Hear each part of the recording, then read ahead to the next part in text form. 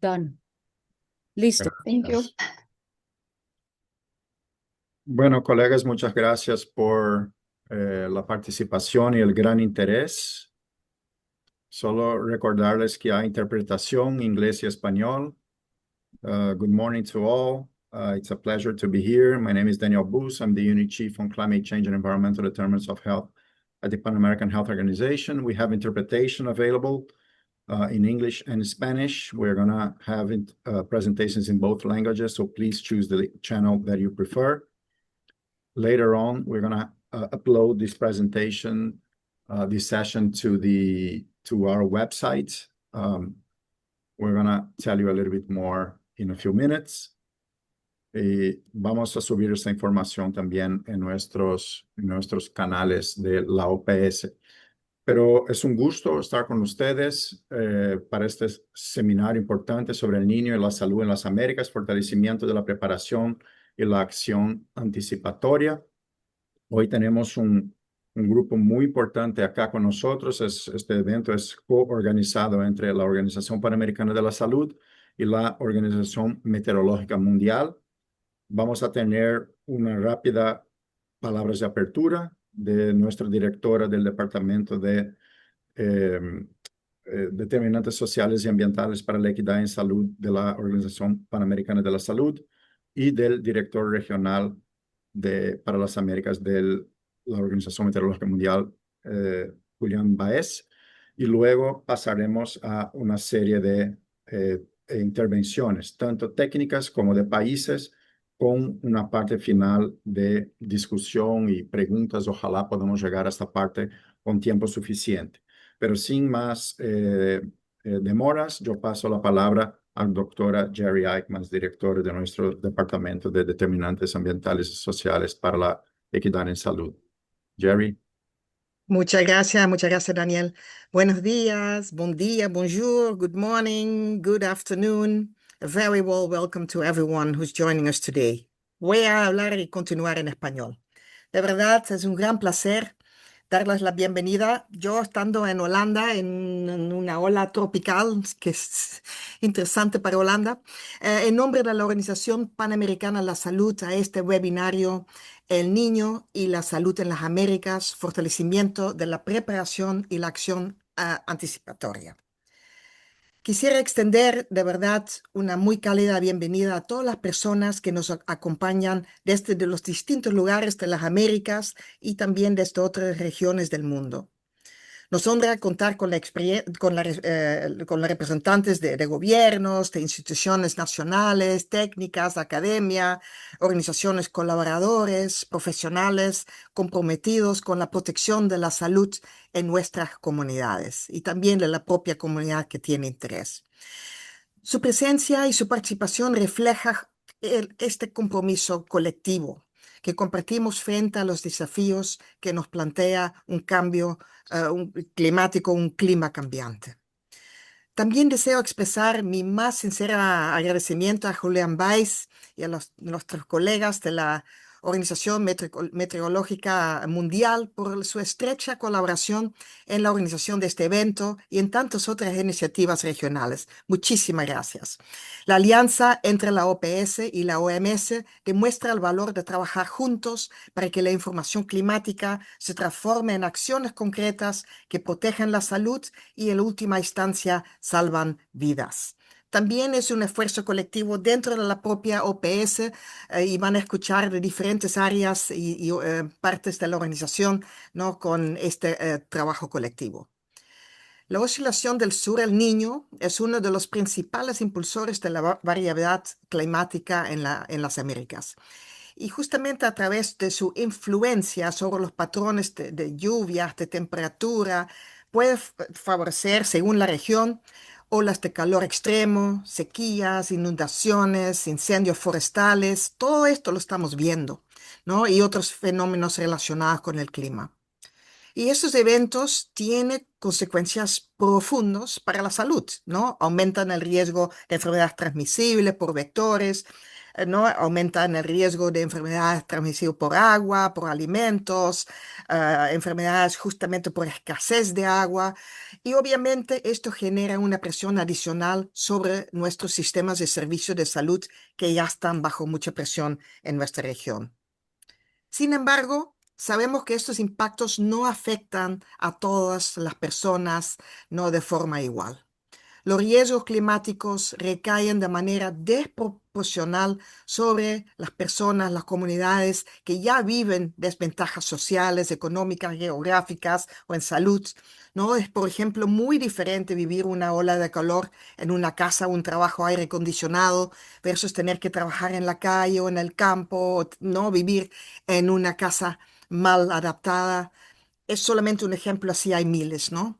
Y por eso abordar el cambio climático, abordar este efecto de niño, es también una cuestión de equidad en salud, de justicia social y de justicia en salud. Debemos asegurar que las poblaciones en situación de mayor vulnerabilidad estén siempre en el centro de nuestras acciones de preparación, de respuesta y de recuperación. Los pronósticos apuntan al posible desarrollo y fortalecimiento de condiciones del niño en los próximos meses. Debemos aprovechar justamente que ahora tenemos la capacidad y la oportunidad de las alertas tempranas para actuar desde ahora, fortaleciendo, o desde ayer, ¿no? Fortaleciendo nuestra preparación y nuestra capacidad de la respuesta antes de que los impactos ocurran.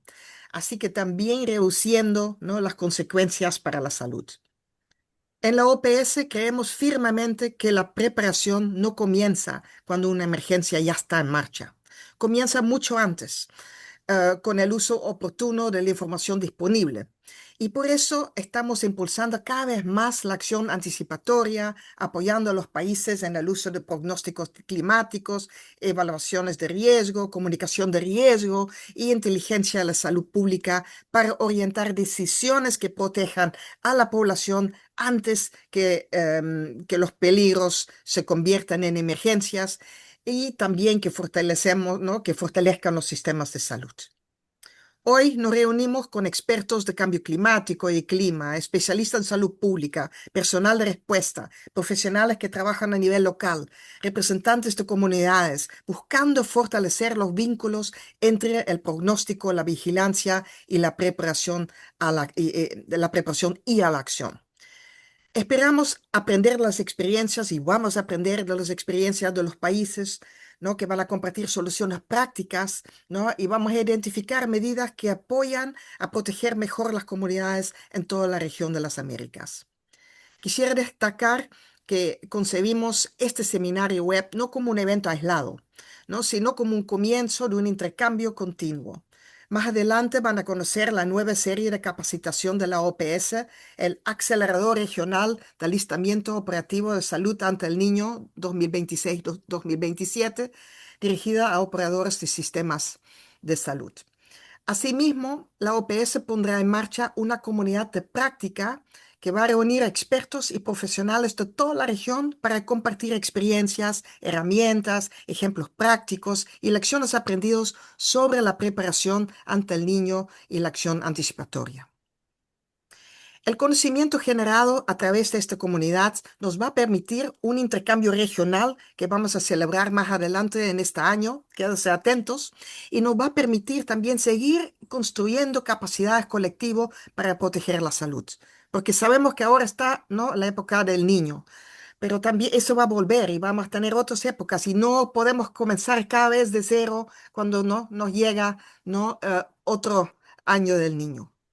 Confío en que la conversación de hoy marque el inicio ¿no?, o fortalezca aún más de una colaboración duradera. Ninguna institución puede enfrentar sola los desafíos del cambio climático, pero trabajando juntos, compartiendo conocimientos, aprendiendo uno de otros, podemos transformar la evidencia en acciones concretas que hagan nuestras comunidades más resilientes, más saludables, ¿no?, que creen más bienestar y que protejan mejor la salud de todos, ¿no? Muchísimas gracias por estar con nosotros, por acompañarnos, por su compromiso y por el trabajo que realizan cada día. Les deseo un seminario web muy productivo, inspirador, enriquecedor.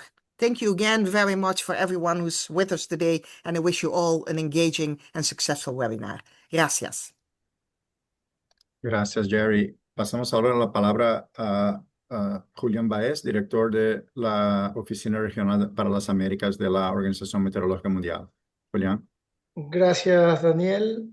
Estimada doctora Gary Eijkmans, estimados colegas de la Organización Panamericana de la Salud, representantes de los Ministerios de Salud, Servicios Meteorológicos e Hidrológicos Nacionales, los organismos de gestión de riesgo de desastres, expertos, expertas y participantes en general, tengan todos y todas muy buenos días.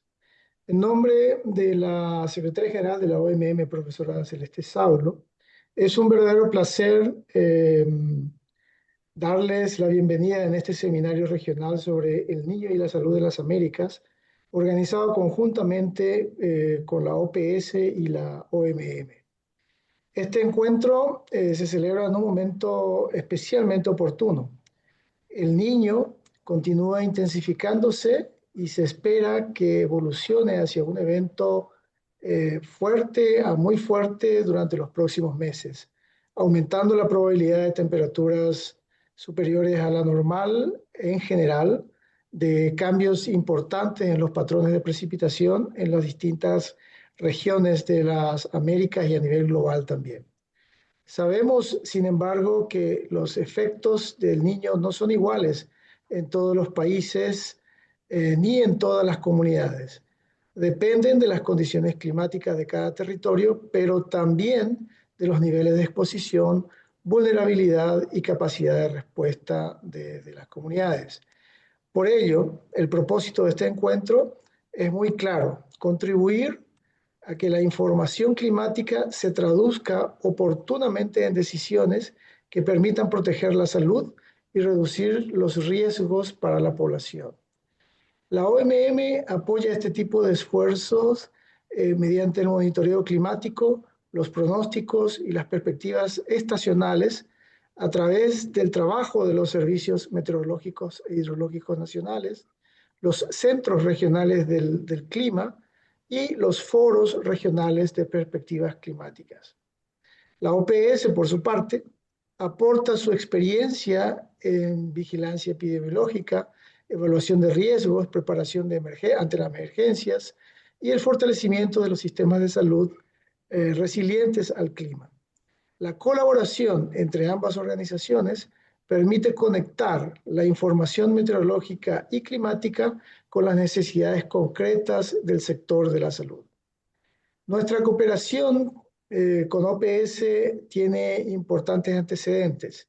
En 2023 hemos organizado con otras organizaciones regionales también e impulsado un webinario sobre la reducción de los impactos del niño en la salud, así como el curso autogestionado El Niño en las Américas, proteger la salud y promover la resiliencia.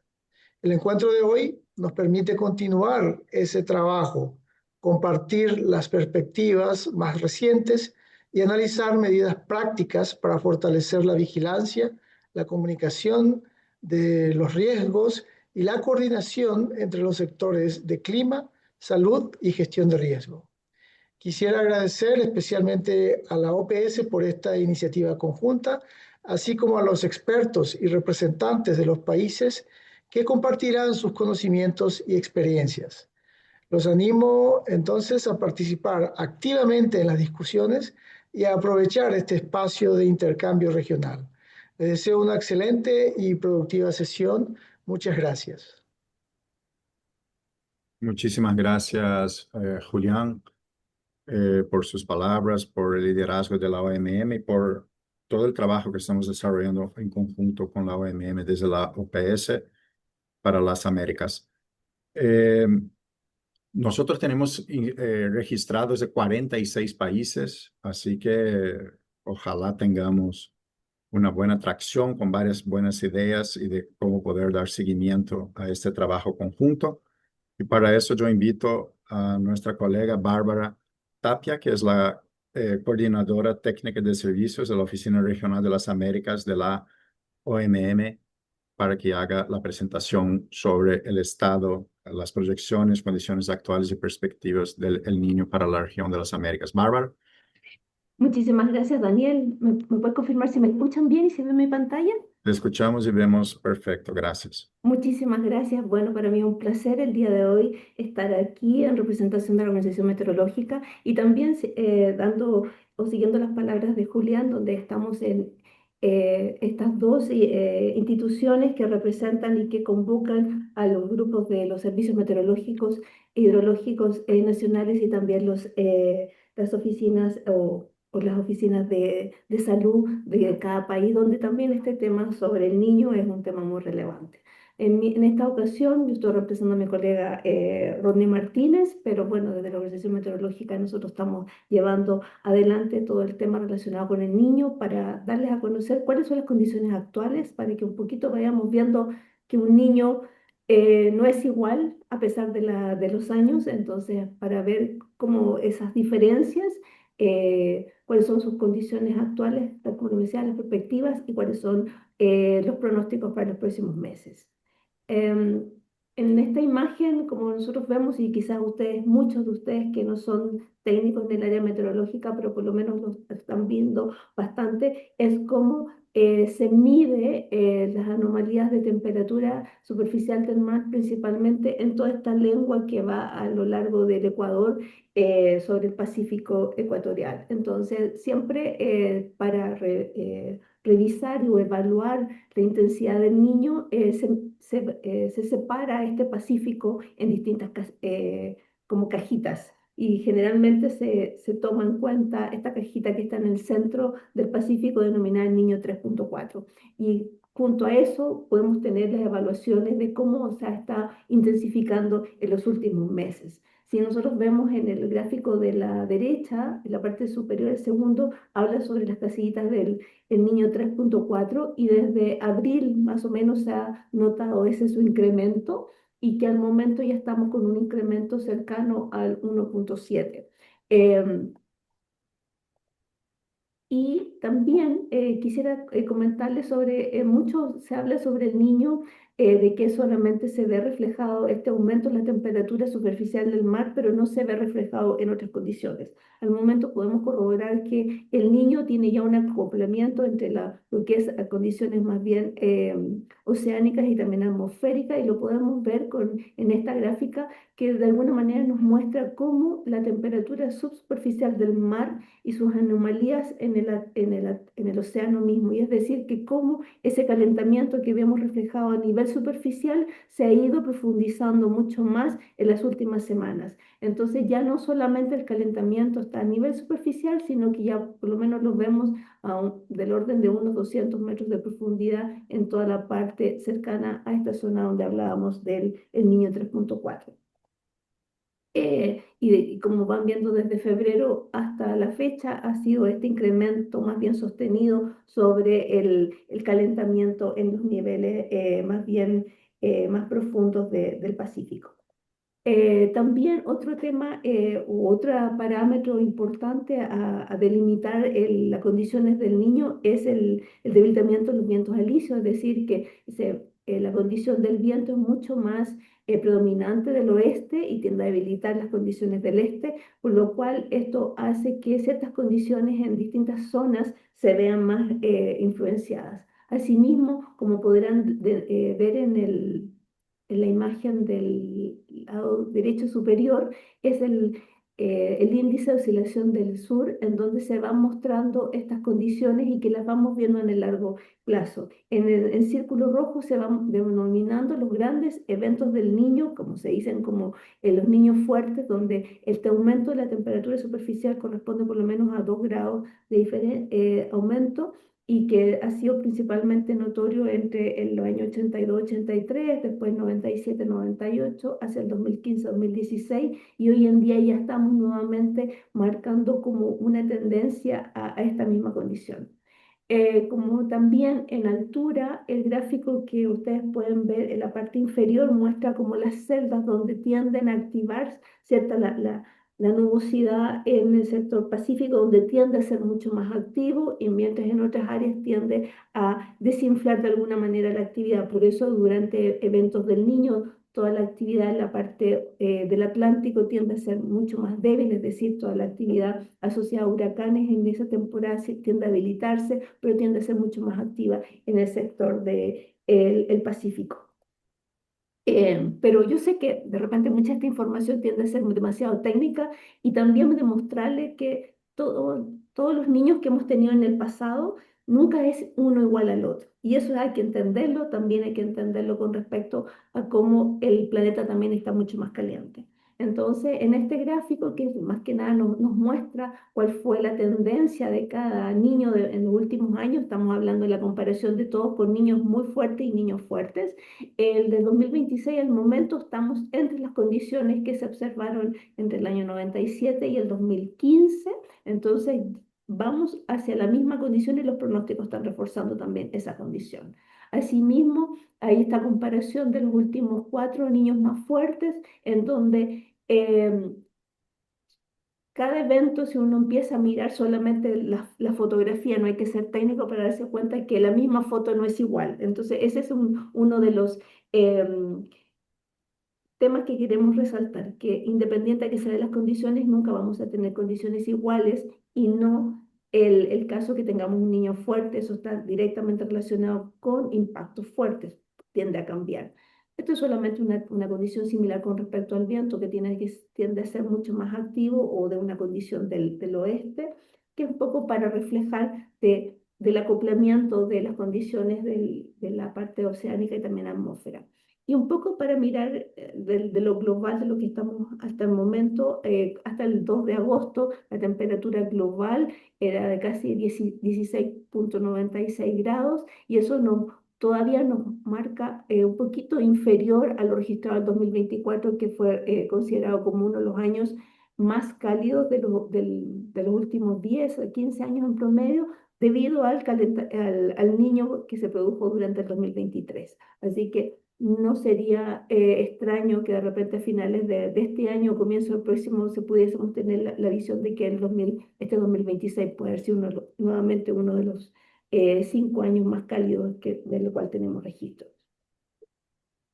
Con respecto a qué es lo que ha pasado hasta el momento, desde que las condiciones del niño se empezaron a posicionar, y ya lo podemos empezar a nombrar como tal, desde mayo en adelante hasta julio, estas imágenes como muestra el acumulado de las condiciones a nivel de las Américas, y donde podemos ver que se está comportando tal cual como muestra el libro de cómo se debe comportar, o cuáles son las áreas que más afectan al niño a nivel de la región. Toda la zona norte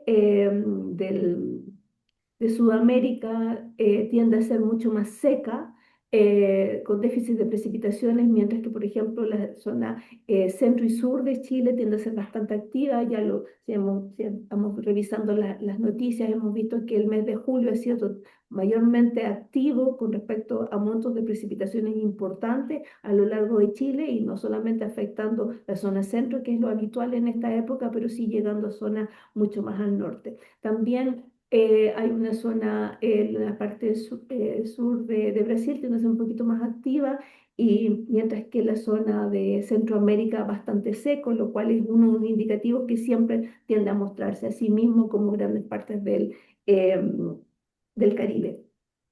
Pero a nivel más bien planetario, la OMM tiende y lidera este centro de predicción estacional con ensamblados de multimodelos, donde no solamente tomamos en cuenta una salida o una información, sino que tenemos eh, un ensamblado conjunto de más de 10 distintas instituciones. Entonces vamos generando estos pronósticos a largo plazo, y que nos está entregando estos ensamblados con respecto al periodo que va desde agosto del 2026 hasta enero del 2027. Con respecto a las temperaturas superficiales del mar, está mostrando, si ven la última cajita de la parte inferior derecha, que es lo que es el trimestre de noviembre, diciembre y enero todavía, y es donde mayormente vamos a ver este calentamiento frente a lo largo de las costas o en el Pacífico. Entonces, es decir, que aún estamos a meses de que llegue el máximo niño que estamos esperando. Con respecto a los pronósticos de precipitación para estos próximos 6 meses, también nos indican áreas bastante húmedas en lo que ya estamos viendo para el periodo de agosto, septiembre y octubre, para la zona del sur de Chile y también la zona sur de Brasil, también con algunas áreas del este de Paraguay y también borde de Uruguay. Y esto tiende a reforzarse para el periodo de septiembre, octubre, noviembre, y mientras para el final del año tiende a posicionarse un aumento de precipitaciones hacia la zona de Paraguay, sur de Brasil, Uruguay y norte Argentina, lo cual está muy enlazado o acoplado con la época normal de precipitaciones de esa zona, así que se esperaríamos precipitaciones por sobre lo normal. Mientras que en colores más bien de colores naranjitas podemos distinguir zonas que van a se mantener más bien secas. Seguimos con todo lo que es el Caribe, Centroamérica y el norte de Sudamérica, que se mantiene, también la zona norte, noreste de Brasil, como áreas principales con estas afectaciones que se van a mantener. Y con respecto a las anomalías de temperatura, gran parte de las Américas va a tener temperaturas superiores a lo normal, es decir, que esperamos que la primavera va a ser mucho más cálida y va a ser un antecedente previo a lo que esperamos que sea el verano en Latinoamérica comenzando el 2027.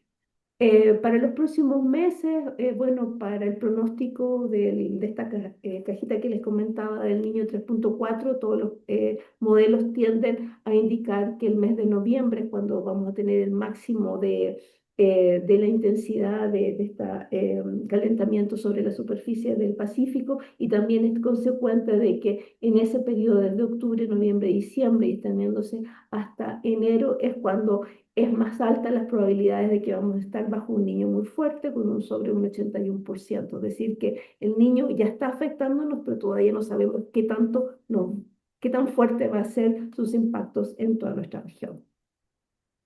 Y finalmente, como dentro de las lecciones que tenemos desde el pasado y aspectos transversales críticos para enfrentar el niño, vamos desde lo que es la alerta temprana del niño hasta el pronóstico estacional y predicción meteorológica local, que es lo que desde la parte de la OMM nosotros siempre impulsamos, principalmente de ir buscando toda la información. A pesar que nosotros la damos a nivel global, siempre ustedes tienen que atender y ir en busca de la información que provean sus servicios meteorológicos y hidrológicos nacionales, que es lo ideal y que es quien va a entregar la información local más certera. Empezar a trabajar con estos distintos grupos, una coordinación intersectorial y también interinstitucional para articular actividades entre autoridades nacionales, subnacionales y locales, de manera de desarrollar una acción anticipatoria importante para el desarrollo de estas actividades. Y todo esto está ligado también a la iniciativa Alertas Tempranas para Todos, donde la Organización Meteorológica Mundial, como líder del Pilar 2,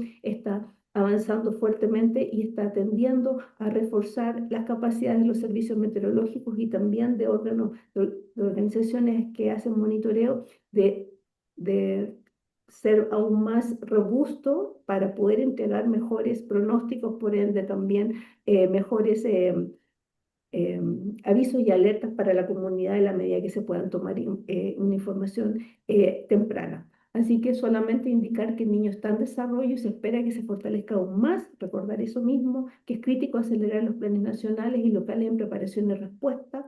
Es esencial utilizar los pronósticos oficiales, por favor, emitidos regularmente por los servicios meteorológicos nacionales y también por los centros regionales de clima de la Organización Meteorológica Mundial, y es fundamental evitar difundir la desinformación a través de redes sociales y otros canales que se están utilizando. Así que por mi lado eso es todo. Muchísimas gracias, Daniel, por la invitación y por trabajar conjunto con este webinario entre la OMM y la OEPS. Muchísimas gracias. Muchísimas gracias, Bárbara, por esta perspectiva, ¿no?, importante del tema y que nos hace tener que pensar, ¿no?, cómo el sistema de salud y otros sectores tienen que prepararse, anticipar, prepararse y responder adecuadamente a los impactos. Y de hecho, yo invito a nuestro colega Alex Camacho de la OPS para que pueda moderar la sesión siguiente y justo comentará cómo el impacto del El Niño es esperado sobre la salud humana y qué programas de respuesta tenemos pensado para apoyar a los países. Así que, Alex, Thank you, tienes Daniel. micrófono. Barbara, thank you for sharing such a splendid information. As you mentioned, Barbara and WMO confirmed that this event is expected to then intensify into a strong El Niño during the following months with sea surface temperature anomalies in the key regions. The question this blog answer is the one that follows. What does that signal mean for the health of the population, and what can be done out it before the impact arrives? My name is Alex Camacho, Advisor on Emergency Preparedness and Disaster Risk Reduction at the Health Emergencies Department in the Pan American Health Organization, and I'll be more than happy to conduct this second block. We will hear 3 presentations in 30 minutes. I will ask each presenter to hold to their time so that the block 3 has room for the country experiences, but also we leave some time for the Q&A, and please, to the participants, hold your questions and send them through the Q&A box. We begin with Rakrishna Ravikumar. He's Epidemic Intelligence and GIS Analysis Consultant at the Health Information Management Unit at Pan American Health Organization. You can start uploading your presentation. Raj will present the situation analysis of the public health situation in the region and the exposure picture. Raj, you have 8 minutes. The floor is yours. I will turn on my camera when the time is approaching. Thank you so much. Over to you. Thank you. Thank you. I'm Raj Krishna Ravi.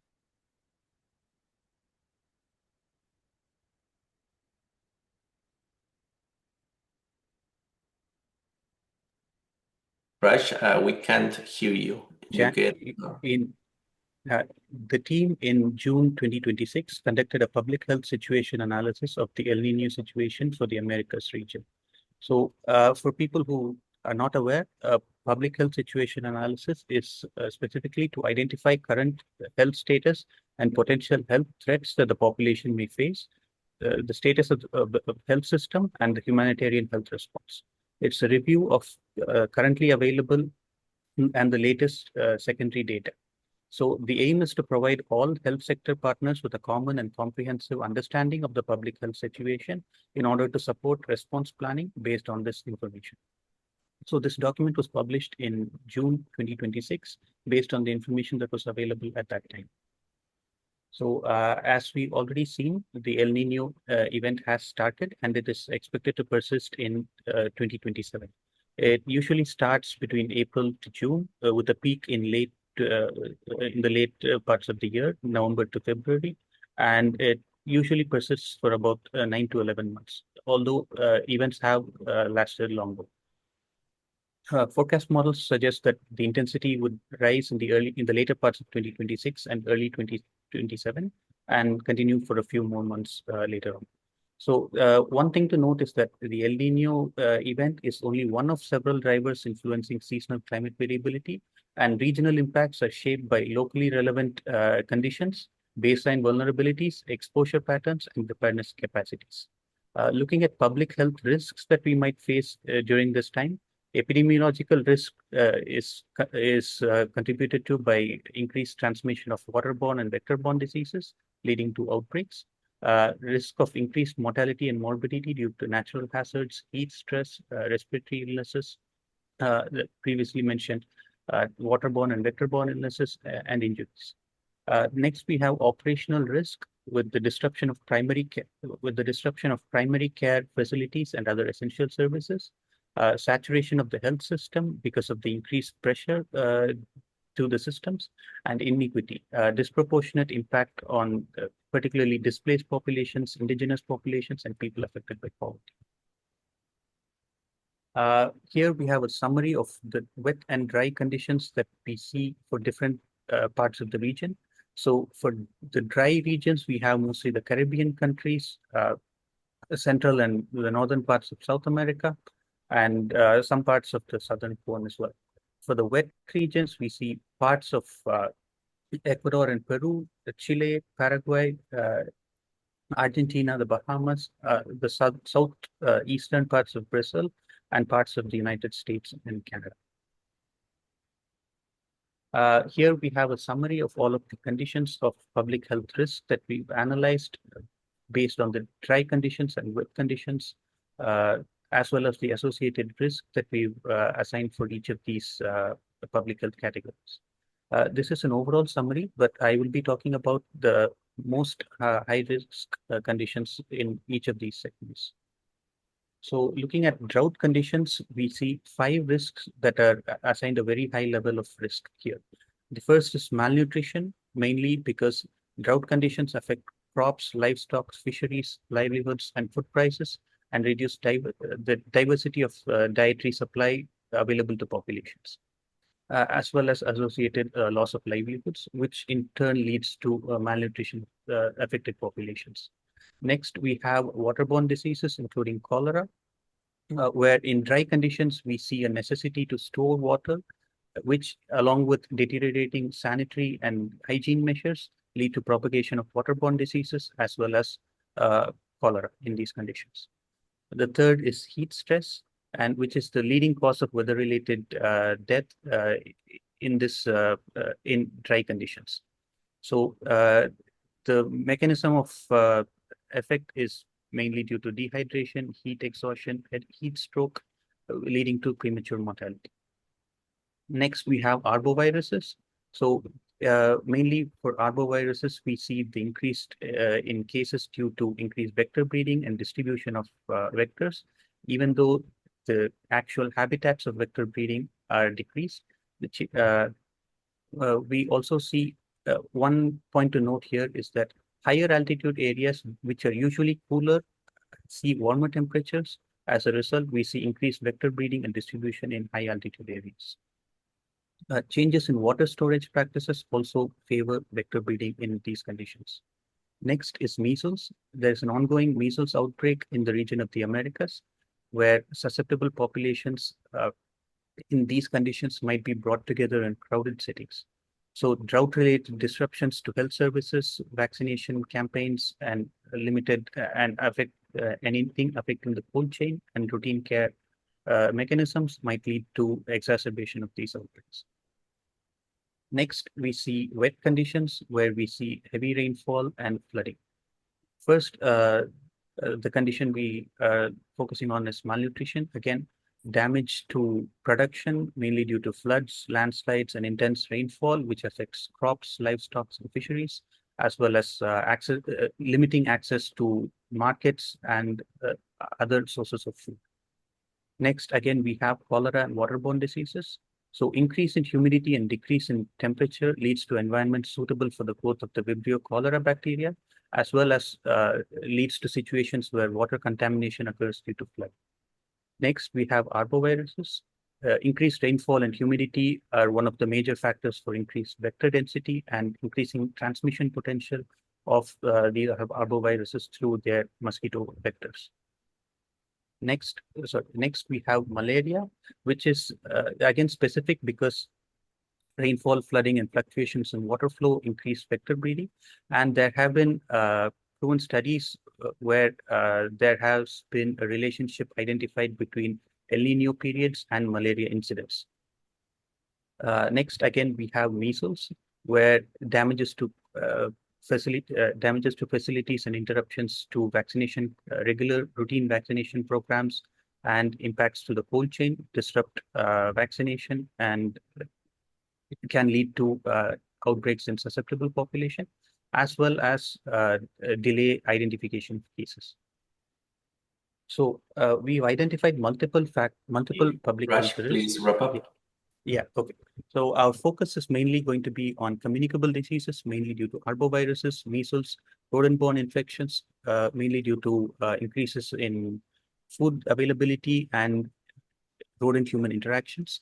But all of this depends on local endemicity, presence of vectors, level of immunity of the current populations, and existing health systems. The other focus is on food insecurity, water, and nutrition. Due to the factors I've already mentioned, this is one of the most important factors affecting public health. Most vulnerable populations are children under 5 years of age, pregnant and breastfeeding women, indigenous populations, rural communities, and displaced populations. So I've given a short summary of this situation document that we published. Anybody wanting any further information can access it through the link in this QR code. And I'll stop with this. Thank you. I'll leave this slide on Thank for a you. few seconds. Thank you. Thank you, Rash. Voy a cambiar ahora a español. Entonces, bueno, esto nos da una lectura así bastante clara de cuál es la situación en cuanto a la exposición y particularmente el riesgo en cuanto a la salud pública. Y eso nos lleva directamente al siguiente punto y a la pregunta, es decir, ¿qué pasa epidemiológicamente dentro de esos territorios que están expuestos una vez que la temperatura o las lluvias se mueven fuera de los rangos usuales? Y para mí es un gran placer, realmente una gran satisfacción en este momento darle el paso a una de las mejores asesoras que tiene la organización y que tiene la región en términos de seguimiento de surveillance y en control of arboreal diseases. Y esto me lleva pues a Thais dos Santos, una extraordinaria experta, y es un lujo tenerla acá. Thais, tienes 8 minutos, por favor. Muchas gracias, Alex, y muchas gracias por todas las flores. Buenos días, buenas tardes a todos y a todas. Yo soy Thais dos Santos, asesora regional de vigilancia y control de enfermedades arbovirales dentro del nuevo programa especial de enfermedades arbovirales. Nosotros somos una región de mucha vulnerabilidad a enfermedades arbovirales, ¿no? Tenemos dengue, chikungunya, zika, oropuche, fiebre amarilla, mayaro, virus del Nilo Occidental, en fin, entre varias. Yo voy a enfocar hoy mi presentación más en dengue, chikungunya, zika y de menor forma oropuche. Tenemos transmisión, esta es una epicurva de los casos que se notifican a la OPS de manera semanal desde 2014 y vemos varias cosas, ¿no?, que podemos inferir aquí. Primero, son tendencias cada vez en aumento año tras año. Y también vemos que predomina el color verde, que si ustedes ven representa dengue. A pesar de que tenemos la introducción de chikungunya en el final del 2013-2014 en la región de las Américas, el Zika en el 2015-16, llevando a la declaración de una emergencia de salud pública de interés internacional por los efectos al sistema nervioso central, vemos que predomina la infección por el dengue, representando casi un 90% de la carga de casos en este periodo. Y tenemos una temporalidad bastante marcada con una mayor circulación de estos arbovirus, especialmente dengue, en el hemisferio sur en el primer semestre del año calendario, y en el segundo semestre del año calendario la temporalidad cambia con mayor transmisión en el periodo lluvioso del hemisferio norte. Empezando por dengue, como les mencionaba, desde su reintroducción a la región de las Américas, después de los programas de erradicación del Aedes aegypti, porque esa es una enfermedad, se acordarán, transmitida más que todo por el Aedes aegypti. Que en toda una década, toda la década de los 80 se notificaron 1.6 millones de casos. Eso ahora se supera 10 veces en el año 2024, en un solo año. Pero vemos un incremento de las décadas, ¿no? Después la siguiente década dos veces más, la siguiente década 2 veces y media más. Y en lo que va de las décadas de los 2020 ya llevamos casi 30 millones de casos, con el gran pico que se llegó en el 2024, donde se notificaron más de 13 millones de casos en un solo año y más de 8.000 muertes en un solo año. Pero a pesar de que venimos perdiendo la batalla de la transmisión, hemos de cierta forma ganado un poco la batalla de la gravedad. Entonces, a través de medidas muy apuntadas a prevenir que los casos se agraven, se identifican los predictores tempranos de enfermedad grave y se interviene de manera oportuna y temprana, hemos conseguido bajar de manera importante la proporción de casos que llegan a graves y la proporción de casos que fallecen. Y a través de esa estrategia de los predictores tempranos de enfermedad grave implementada desde 2010, estimamos que hemos evitado más de 8.000 muertes. Chikungunya cuenta otra historia porque causa grandes y fulminantes epidemias hasta que todo el mundo adquiere inmunidad. Y después de los lugares que ha tenido esas grandes epidemias con ataques de ataque en Jamaica, después de la gran epidemia de chikungunya, un estudio de cero prevalencia estimó hasta 80% de cero positividad. En islas como Dominica, un 40% de la población de la isla fue notificado como un caso a través de sistemas de vigilancia pasivo. Entonces son muy, muy, muy fulminantes, muy explosivas. Y empezó por el Caribe, se transfirió a Centroamérica y después a América del Sur. Y hemos visto, después de esta gran explosión de casos en el 2014 y en el 2015, no tantos casos notificados, con excepción en algunos países de América del Sur, especialmente Brasil. Y Brasil continúa notificando año a año grandes. Esto es de las Américas, pero casi todos los casos aquí, 84% de los casos son notificados por Brasil. Pero tenemos un cambio ahora. Después de tantos años sin circulación, vemos aumentos en la circulación de chikungunya, vemos epidemias en Cuba el año pasado, en Surinam y en Guyana Francesa este año, y vemos una gran vulnerabilidad para el hemisferio norte, los países de Centroamérica, porque tienen muchos años de no haber tenido grandes epidemias de chikungunya. Entonces tienen 10 años de acumulación de susceptibles. Y vemos en las grandes epidemias de Paraguay y Cuba específicamente, vemos aumento en cuadros graves, con cuadros de neurológicos y alta morbilidad y mortalidad en niños. En Cuba, en la epidemia del año pasado, 72% de las muertes fueron en la población pediátrica, siendo que 46% de las muertes fueron en los niños menores de 1 año. Para Zika, realmente no hay tanto que contar en este momento porque hace muchos años que no se detecta la circulación de Zika. Pero les quiero contar rápidamente de Oropuche, porque Oropuche siempre ha circulado en la región de las Américas, pero normalmente en la cuenca amazónica. No se notifican casos mucho afuera de de ese nicho ecológico. Pero desde el 2024 vemos un cambio, con países no amazónicos de Brasil notificando casos de Oropuche. Esto también coincidió con una mejora en la capacidad diagnóstica de los países, con la disponibilidad de reactivos. Sin embargo, es algo, no estamos hablando de decenas de casos, estamos hablando de miles de casos. Entonces, realmente algo ocurrió que expandió el rango de transmisión de este virus, incluyendo una epidemia en Cuba. Entonces, ¿cuáles son las determinantes? Mi colega que habló justo antes habló un poco de esto, ¿no? Pero específicamente para arbovirus, el aumento de la temperatura favorece el rápido desarrollo y sobrevivencia de los vectores y acorta el curso de la infección dentro del mosquito o el periodo de incubación intrínseco. Se baja, entonces un mosquito infectado necesita menos días para infectar a una persona. Y esto aumenta, obviamente, esto implica aumento en la transmisión. Y también alarga las temporadas anuales de transmisión, incrementa el riesgo de transmisión de arbovirus en áreas nuevas, ¿no? Y sin hablar de, obviamente, todos los cambios que implican la lluvia, cambios en almacenamiento de agua, etcétera. Entonces, como les mencionaba, cada vez más casos, epidemias de chikungunya y el riesgo de Zika. ¿Cuál es el impacto en la transmisión? Vemos temporadas de transmisión más largas. Esto es la transmisión de dengue en Guatemala en el 2023 al 2025. Para los que no conocen, estos son canales endémicos. La línea azul son los casos observados y zona que cuando esa línea está en la zona roja, estás en epidemia. Y vemos que en ningún momento Guatemala salió de la zona epidémica. De la misma forma, el brote de chikungunya en Bolivia en el 2025 fue también poco característico, porque vemos epidemias completamente fuera del periodo tradicional de transmisión. Y vemos en países templados como Argentina y Uruguay el cambio desde el 2009 al 2024 de nuevas áreas donde se transmiten estos virus.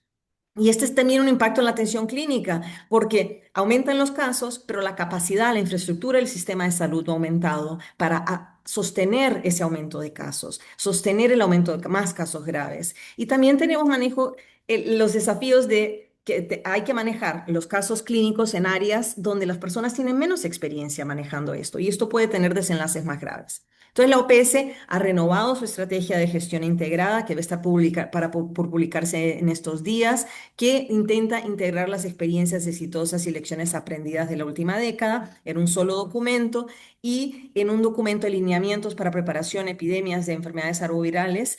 Trata de también ubicar esas acciones en el momento epidémico, ¿no? Entonces son dos insumos adicionales que los invitamos a compartir. Y para finalizar, pues el niño puede amplificar el riesgo de las epidemias de arbovirosis, como lo escribió mi colega antes, y como ustedes ven, vemos esta correlación, relación de clima y transmisión de manera muy marcada en la región de las Américas. Tenemos todas las condiciones para una buena transmisión de enfermedades arbovirales. Pero el impacto del niño como tal va a depender de las condiciones locales, la vulnerabilidad de las poblaciones y la capacidad de respuesta de los sistemas de salud. Los pronósticos climáticos representan una oportunidad para actuar anticipadamente. Yo creo que hay una buena discusión para tener sobre qué se pueden utilizar como las señales para desencadenar una acción anticipada a estas epidemias utilizando variables climáticas, que es algo que tenemos menos práctica haciendo y que es una gran área de oportunidad. Y bueno, la preparación temprana de los servicios de salud, el fortalecimiento de la vigilancia y etcétera, son intervenciones que reducen la mortalidad, como lo hemos visto en el caso de la letalidad en la región de las Américas, y tenemos que colaborar entre los diferentes sectores, ¿no? Hay una gran oportunidad de usar el dato climático de una manera más deliberada y más apuntada a la acción anticipada ante estas amenazas. Y con eso aquí termino. Muchas gracias. Muchas gracias, Thais. Espectacular presentación, como siempre. Muchísimas gracias por hacer justamente una ampliación de cuáles son aquellos elementos sobre los cuales tenemos que empezar a trabajar ya, en los cuales seguramente los países están trabajando y están tomando las acciones, como tú lo muy bien has dicho, no solamente anticipatorias, pero de alistamiento operativo. Y ahora, para terminar, me da un gusto darle el paso a nuestra próxima panelista, es Zulén Padilla. Ella es consultora de cambio climático y salud en el Departamento de Determinantes Sociales y Ambientales para la Salud de la OPS. Zulén, adelante, por favor. Tienes algo menos de 7 minutos. Adelante, por favor. Bueno, hola a todos, mejor dicho, para todos en la región. Yo me voy a centrar en el estrés por calor y en sus efectos sobre la salud, ¿no? El calor es una de las amenazas más predecibles y prevenibles, pero también es un asesino silencioso. La mayoría de las muertes por calor ocurre por el agravamiento de la enfermedad, de enfermedades crónicas, ¿no? O sea, enfermedades cardiovasculares, renales, respiratorias y neurológicas. ¿Por qué? ¿No? Porque el cuerpo se enfría mediante la termorregulación. Al momento de sudar, dilatar vasos, bajar el metabolismo y respirar un poco más rápido, ¿no?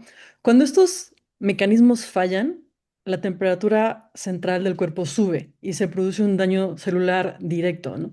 Y se dispara una cascada inflamatoria en el cuerpo que puede llevar a la falla de varios órganos. Y por eso el calor golpea casi todos los sistemas.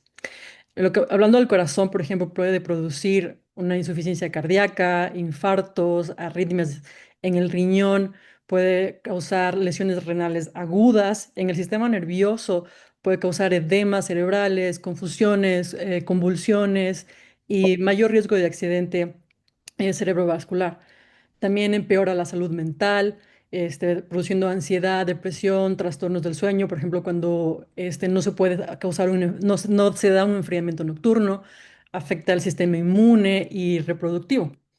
Entonces, por lo tanto, la protección empieza antes de un evento del calor extremo, ¿no? Entonces, ahí debería haber una recomendación aconsejando a los pacientes o sea, de mayor riesgo, ¿no? Lo que hay que saber es que proteger a quienes viven con enfermedades crónicas es proteger vidas, ¿no? Que son los primeros afectados. Ahora, la enfermedad por calor ocurre en un espectro, ¿no? Y eso también nos ayuda a salvar vidas a tiempo. Hay el nivel leve, en la que están las erupciones por calor, por ejemplo, los calambres y también los edemas. En el nivel moderado pueden producir desmayos, síncopes y el agotamiento por calor con deshidratación, sudoración profusa, puede ser mareos, náuseas y también puede producir taquicardias. Ahora, el nivel grave, que es ya el golpe de calor, va por la falla de la termorregulación del cuerpo, ¿no? La piel queda seca, se queda caliente porque cesa la sudoración y la temperatura puede llegar fácilmente a superar los 40 grados centígrados y aparece una alteración del estado mental, puede pasar como confusiones, convulsión e incluso se puede llegar al coma, lo cual es mortal en ese momento si no se trata. Entonces, hay algo que también conviene distinguir entre las personas que ya tienen enfermedades crónicas, ¿no? Por ejemplo, está el golpe de calor clásico, típico en personas que son mayores, que no tienen acceso a un enfriamiento, y esto ha dado datos que con una mortalidad de entre el 60 y el 80%, mientras que el golpe de calor por esfuerzo en trabajadores al aire libre tiene una mortalidad aproximadamente del 30%, ¿no? Porque son personas que están un poco más jóvenes pero están trabajando al aire libre, ¿no? Tienen un riesgo ahí. Entonces, el tratamiento, pues, es urgente, ¿no? Hay que sacar a las personas del calor y enfriarlas de inmediato. Y eso se puede hacer mediante inmersión con agua helada o con ventiladores o con paños húmedos, ¿no? Entonces hay que darse cuenta de todos esos síntomas que pasan en un momento de un golpe de calor. Ahora, o sea, vamos a ponerlo un poco en cifras, ¿no? El calor excesivo ya causa más de 56.000 muertes al año en las Américas. Aquí es una cifra que causa una inequidad generacional, ¿no? Que es que un niño que nació, por ejemplo, en el 2020 va a enfrentar alrededor de 4 veces más unas olas de calor que alguien que nació en 1960. Un dato también es que, por ejemplo, en el 2024, que fue el año más caluroso registrado a nivel global, un país, en este caso también como México, registró aproximadamente 155 muertes y en el 2025 reportó 85 muertes confirmadas por calor. Pero la mortalidad por exceso de calor todavía queda sin contabilizar en el resto de la región. O sea, estos valores pueden estar realmente subestimados por la falta del registro, ¿no? Y eso voy a hablar un poco más sobre la invitación a medir todo esto. Ahora, también los sistemas sanitarios se ven afectados por toda la parte de calor, las infraestructuras. El calor, o sea, se propaga en cascadas por el sistema de salud. Aumentan las urgencias, aumentan las hospitalizaciones por los impactos indirectos. Las instalaciones, por ejemplo, en los sistemas de salud se exigen más enfriamiento, por ende consumen más energía y agua. Entonces, el propio personal de salud que está en primera línea queda expuesto. Entonces, a esto se suman exactamente los efectos indirectos, ¿no? De los pacientes afectados por la inseguridad alimentaria, que viene de la sequía, y también por los efectos indirectos de los incendios forestales. Estos están afectados por el humo de los incendios. Y todo esto golpea con más fuerza exactamente a los más vulnerables, profundizando las inequidades en salud. Y hay que considerar que el calor es un multiplicador de amenazas de la salud. Entonces, ¿qué pueden hacer los países? Bueno, primero, pues construir planes de acción y calor y salud entre exactamente los sistemas de salud, la meteorología y la gestión de desastres, y establecer umbrales de alerta, que eso es muy importante, ¿no? Segundo, se puede hacer sistemas de alerta temprana que conecten los pronósticos con acciones. Y tercero, ya cuando están las olas de calor, proteger a los más vulnerables, ¿no? En el momento, o sea, hay que tener centros de enfriamiento, avisos accesibles, agua y atención para que también quienes también se están un poco aislados. Ahora, la clave es actuar según el pronóstico, no según el impacto, ¿no? O sea, América Latina ya está construyendo estos sistemas. Por ejemplo, Argentina opera desde el 2017 un sistema de alerta temprana por olas de calor. Y esto se ve en 4 niveles, lo ven desde el verde al rojo, y están vinculados a efectos específicos en salud y a una medida de respuestas, ¿no? Brasil también está construyendo un sistema de alerta de respuesta a nivel nacional y también municipal. En el 2024, Río de Janeiro lanzó un protocolo de calor extremo, igual en 5 niveles. Chile también emite alertas preventivas cada verano, junto con un plan de calor que tienen con el Ministerio de Salud. Y México realiza vigilancias epidemiológicas de los daños a la salud en temperaturas extremas. Entonces, los sistemas públicos de alerta temprana aún se están fortaleciendo en la región, y esta es la invitación también a que los países puedan crear sus sistemas de alerta temprana y sobre todo tener un registro de las muertes por calor, porque eso nos va a ayudar a tener números en la región. Y bueno, y para terminar, en este escenario actual que es del niño, como el niño puede aumentar las probabilidades de que se pueda tener un calor peligroso, las muertes de calor son prevenibles con planes y alertas y protección para los más vulnerables. Entonces, debemos prepararnos hoy para poder proteger vidas y proteger los sistemas de salud en esta temporada. Y bueno, con esto termino. Muchísimas gracias. Y si requieren más información, les dejo el código donde pueden encontrar más recursos sobre el cambio climático y la salud. Gracias. Muchas gracias por la presentación. Pasamos ahora a esta segunda parte del presente webinar. Vamos a revisar ahora de la perspectiva de los países el tema de preparación. Ya se mencionó lo clave que es el tema de preparación respecto a lo que es el fenómeno del niño, cualquier tipo de emergencia. Vamos a tener 4 presentaciones. Simplemente recordarle a cada uno de los panelistas que tenemos un tiempo definido de 8 minutos por cada uno. Voy a encender la cámara cuando falte un minuto para que ustedes puedan comenzar. Entonces, vamos a comenzar con la primera presentación a cargo de Gustavo dos Santos Souza, quien es del Departamento de Salud Ambiental, Vigilancia y Salud Ambiental y los trabajadores del Ministerio de Salud de Brasil. Adelante, por favor.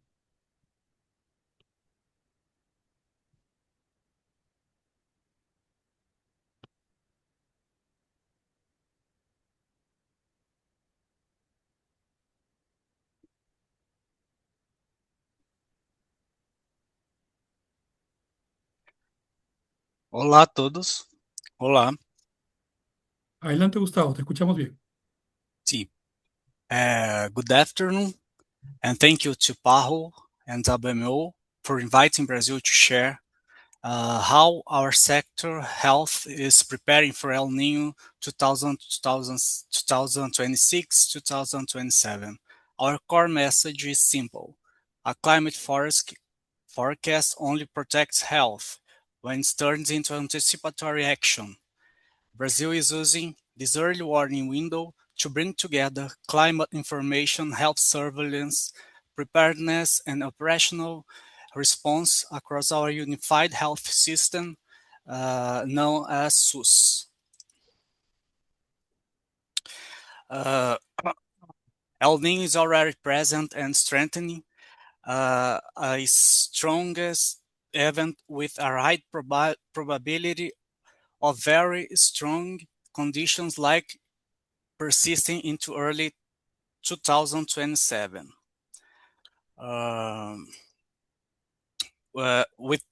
We treat this as probabilities, not certainties, but the signal is clear enough to act now. The risk is geographically uneven. The south faces greater odds of heavy rainfall, flooding, and landslides. Parts of central and northern Brazil face below normal rainfall, droughts, low river levels, wildfire smoke, and isolated communities. Above normal rate is a cross-cutting concern. These hazards can disrupt safe water, food security, transport, electricity, cold chains, and access to care, while increasing heat illness, respiratory conditions, waterborne disease, arboviruses, injuries, and mental health needs.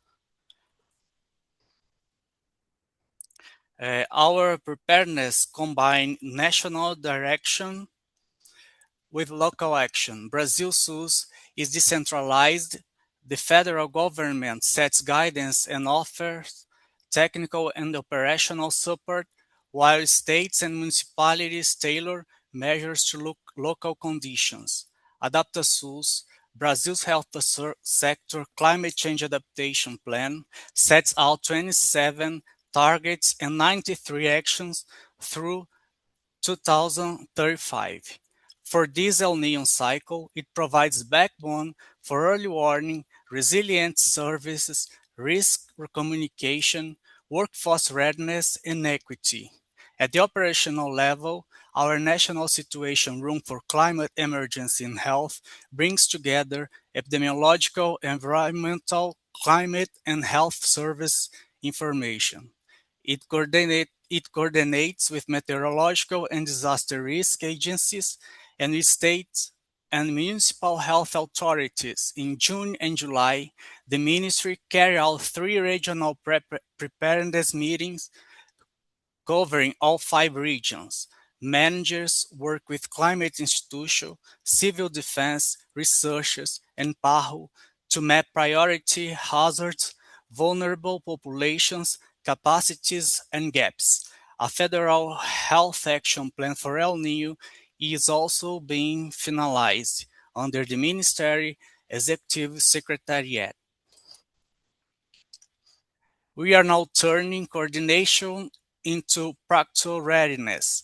Surveillance is being stepped up for disaster, drinking water quality, air pollution and wildfire smoke, related illness, arboviruses, diarrheal disease, and leptospirosis, as well as pressure on emergency care. In July, the ministry alerted states and municipalities to strengthen arbovirus prevention, surveillance, vector control, and contingency planning. Decision support tools are all being rolled out. The National Access Rate Dashboard provides 5-day risk forecasts for every municipality. A network of health and climate information centers is being established to combine climate, epidemiological, demographic, and social vulnerability data. The Porto Alegre Center is already operating, with a focus on floods, river levels, landslides, and heat.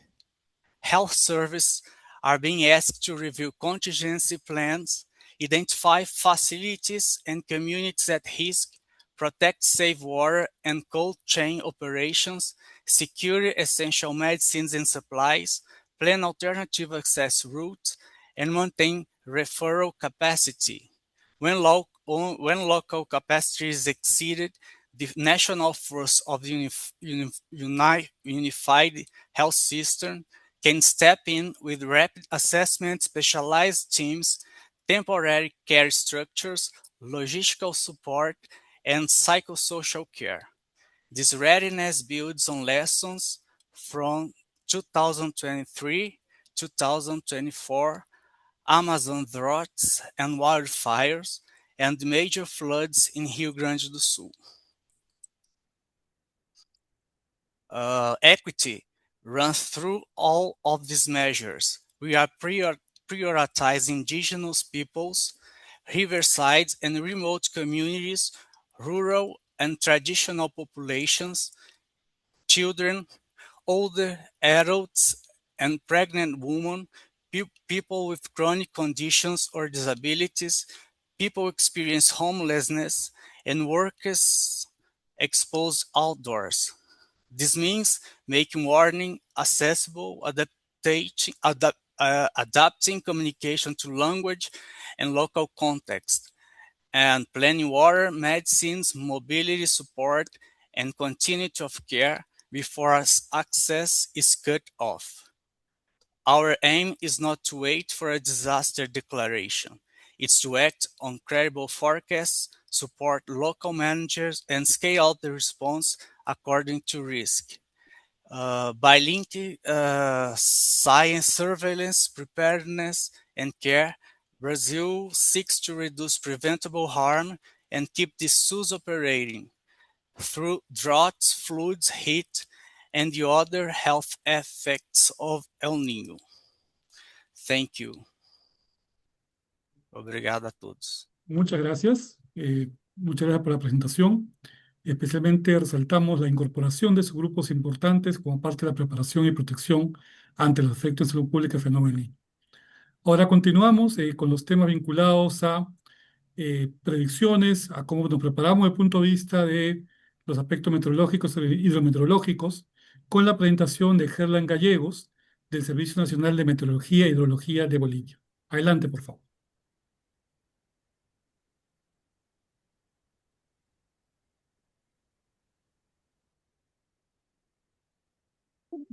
Bueno, muy buenas tardes.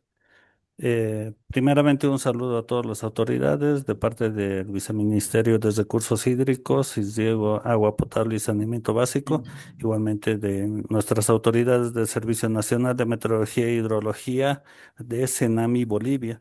Vamos a presentar lo que es la primera fase del proyecto Calma en el sistema de alerta temprana de calor extremo y salud.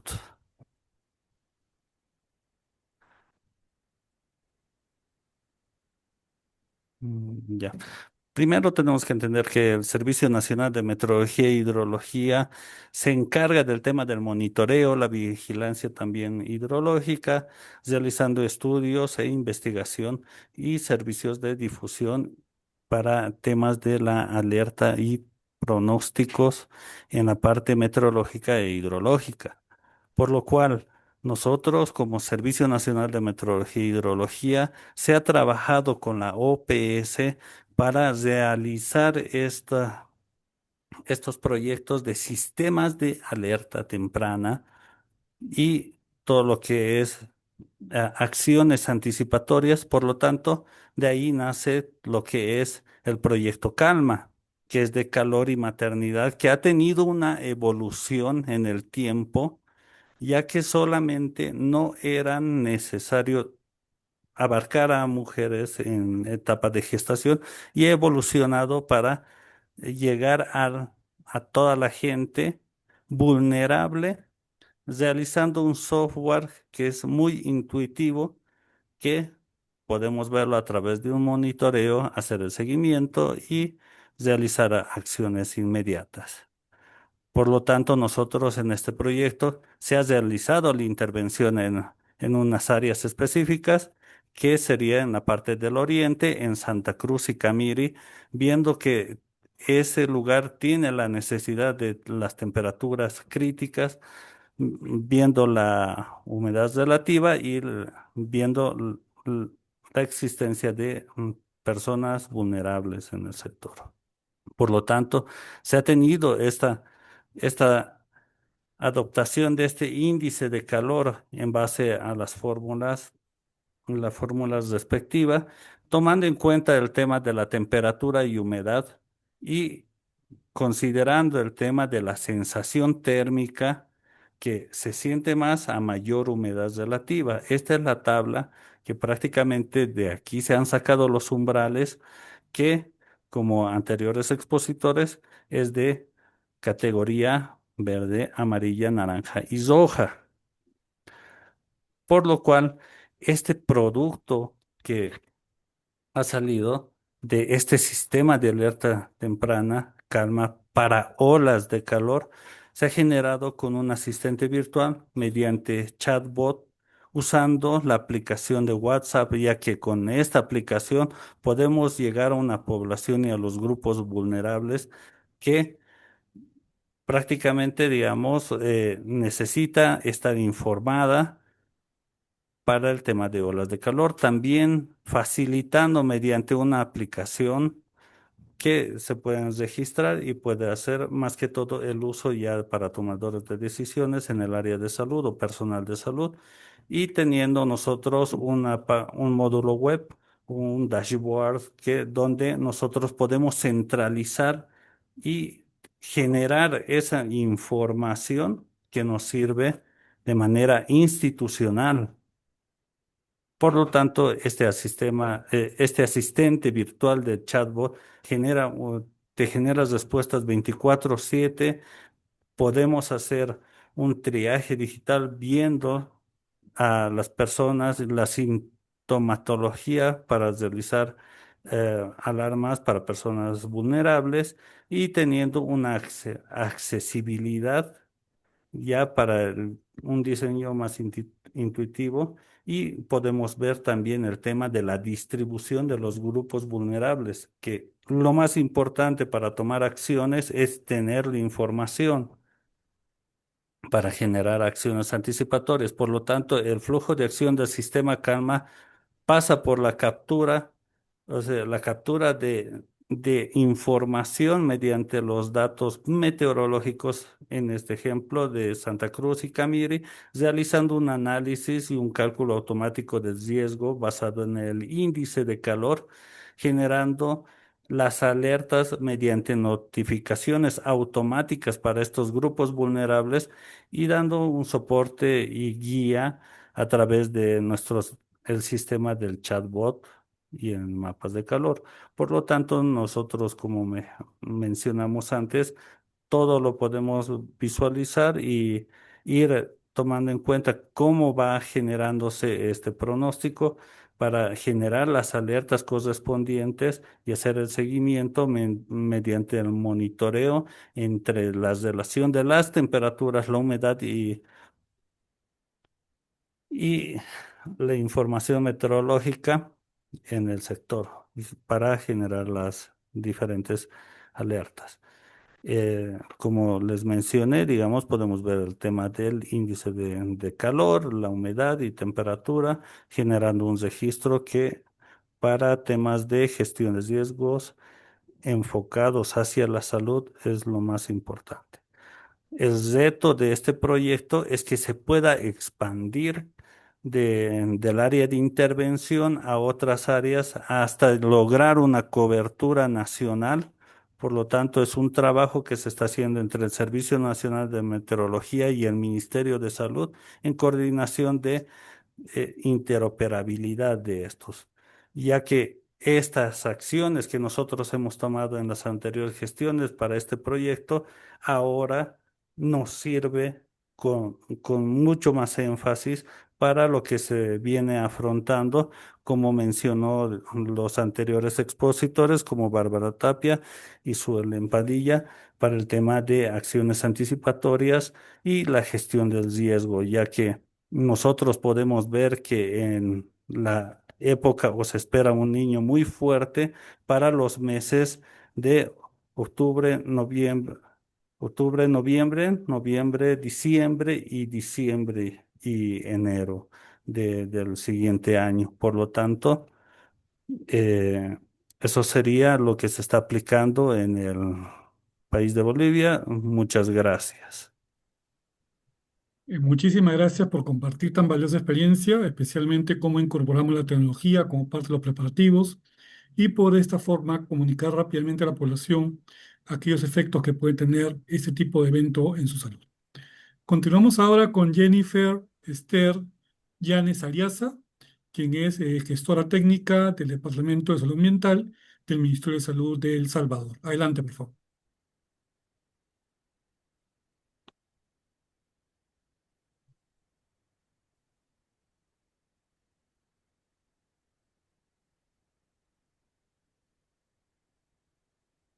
Hola, buenos días, ¿me escuchan? Buenos días. Ok, No se olvide colocar su sí, nueva presentación, por favor. Gracias. ahorita. Perfecto. Bueno, muy buenos días a todos. Mi nombre es Jennifer Llanes, soy gerente técnica de la Dirección de Salud Ambiental del Ministerio de Salud del Ministerio de El Salvador. En esta breve presentación compartiré la experiencia de El Salvador frente al fenómeno del niño, enfocándonos principalmente en las acciones que estamos desarrollando desde el sector salud para fortalecer la preparación y la adaptación y acciones anticipatorias en el 2026-2027.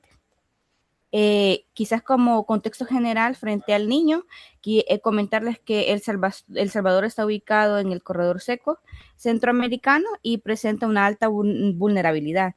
De los 14 departamentos, nosotros tenemos 9 en el corredor seco.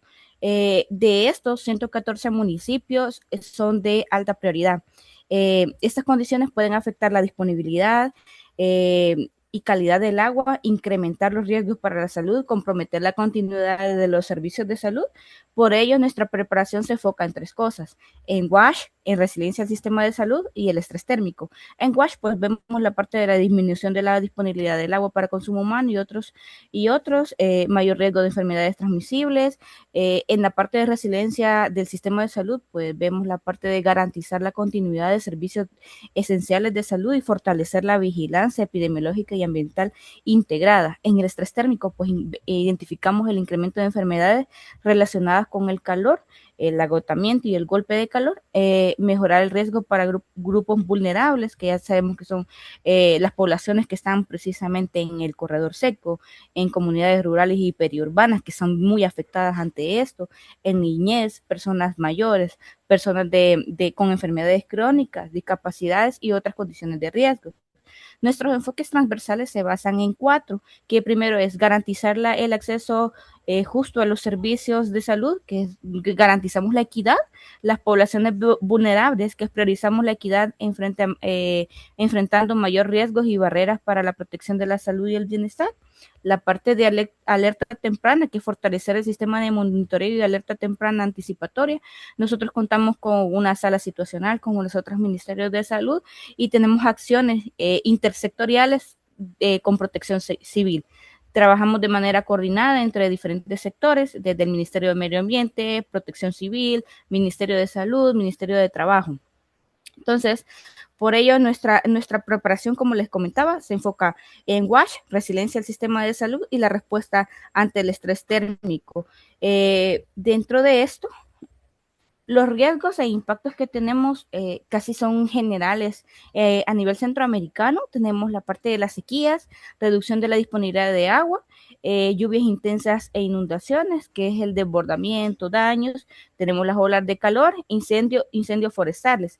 El fenómeno del Niño, además de esto, pues incrementa los impactos en la salud pública.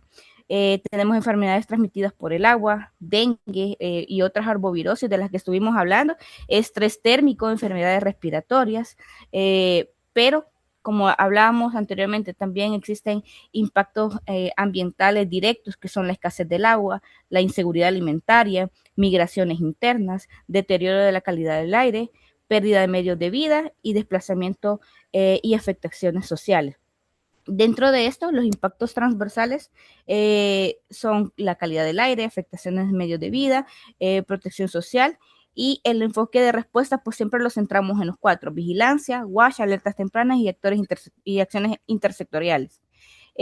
Nosotros, para adaptarnos un poco a este proceso, contamos con el apoyo de OPS desde el 2022, estamos full con los planes de seguridad del agua con resiliencia climática. Esto nos ayuda a la parte de vigilancia en gestión y riesgo de los sistemas de abastecimiento. En El Salvador contamos con alrededor de 2.134 sistemas de abastecimiento, y nosotros tenemos un reglamento técnico salvadoreño que se enfoca en 4 cosas, que son las inspecciones y diagnósticos de sistemas de abastecimiento, las tomas de muestras de agua, las lecturas de cloro y los planes de seguridad del agua. Principalmente los planes de seguridad del agua lo vemos como una parte de la vigilancia que nos ayuda a que las personas o los administradores de los sistemas tengan conciencia de por qué es importante esto y por qué debemos vigilarlos. Dentro de eso tenemos una metodología que son las asesorías para el desarrollo o la elaboración de planes de seguridad del agua. Nosotros damos 4 asesorías a los sistemas de abastecimiento y nos encargamos de que hagamos el diagnóstico del sistema, identificamos y evaluamos el riesgo, tenemos los planes de acciones y la validación y seguimiento. Y dependiendo del sector donde esté ubicado el sistema de abastecimiento, pues nos enfocamos si es al corredor seco, si vamos a estar con el fenómeno del Niño o con el de la Niña. Una de nuestras principales acciones en adaptación actualmente es que contamos con alrededor de 489 planes de seguridad del agua y beneficiamos a más de 1 millón de personas, y tenemos 210 en proceso. Cada año nos estamos poniendo una meta para lograr llegar a los 2.000 sistemas de abastecimiento. Esto quiero hacer énfasis que son urbanos y rurales. La otra actividad es que también estamos fortaleciendo la resiliencia de nuestros establecimientos de salud mediante WashWith. Esta estrategia nos ha apoyado demasiado. En ese hemos tropicalizado la herramienta de la OPS para que podamos realizar determinar las condiciones sanitarias de los establecimientos de salud para dar un mejor servicio a nuestros usuarios. Identificamos las brechas y priorizamos acciones de mejoras. La importancia pues es mejorar la calidad de la atención, reducir riesgos de infecciones asociadas a la atención y fortalecer la resiliencia del sistema de salud, generando información para la toma de decisiones. Dentro de esto, los componentes que evaluamos normalmente son agua, saneamiento, higiene, residuos bioinfecciosos, limpieza en los establecimientos de salud, la fuerza de trabajo, energía y medio ambiente. Dentro de eso, como les decimos, hemos realizado alrededor de 125 diagnósticos sanitarios. En eso ya estamos en el proceso de desarrollar los planes de mejora. Algunos ya están listos y otros aún están en proceso. Esto nos vino a beneficiar ya que a este momento se ejecutaron 2 proyectos, uno con CEF y otro con OCHA, y el diagnóstico sanitario pues nos ayudó a determinar cuál era el punto más débil que teníamos en el establecimiento de salud y aportar hacia ese. Entonces los beneficios para la población pues dimos entornos más seguros y limpios, servicios de salud en condiciones adecuadas para atención digna y segura, agua segura y saneamiento en los establecimientos de salud, mayor confianza en el servicio. Ahora los usuarios tienen certeza de que el establecimiento de salud es seguro, sistemas de salud más resilientes.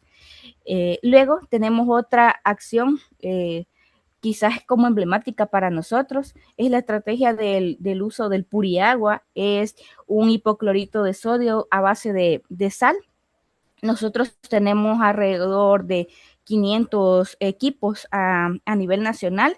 Dentro de estos, quizás comentar que nosotros desarrollamos la estrategia y entregamos el puriagua a las comunidades más cercanas. Esto no solo sirve para desinfección del agua, sino también nos sirve para la limpieza de los alimentos.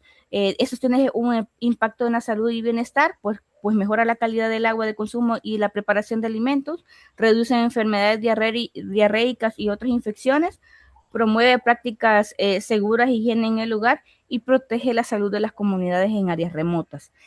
Pues estos equipos, como les decía, son hipocloritos de sodio en los establecimientos de salud y surgen como estrategia para mejorar la calidad de aguas en áreas remotas. Dentro de estos tenemos próximos pasos que son evaluación de riesgos, consolidar acciones WASH, fortalecer capacidades, monitoreo y seguimiento y resiliencia climática. Primero vamos a seguir las evaluaciones de riesgos climáticos y sanitarios en los sistemas de agua y establecimientos de salud.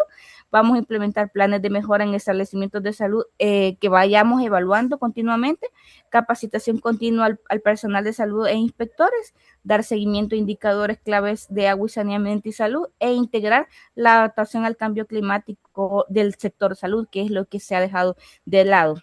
Finalmente, la experiencia nos demuestra que prepararnos frente al niño requiere integrar información climática con la vigilancia sanitaria y convertirla en acciones concretas. Nuestro desafío es continuar fortaleciendo estas capacidades para proteger las poblaciones más vulnerables y contar con servicios de salud cada vez más resilientes. Muchas gracias.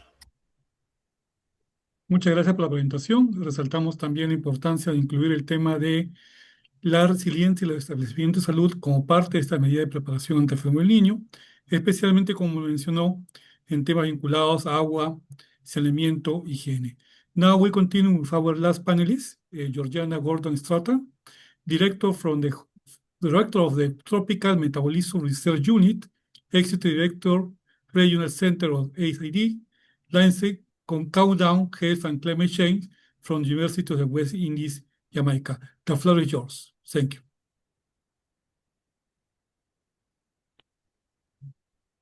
Thank you. Can I share my slides? No yet. Yes, please. Can I go ahead? Okay.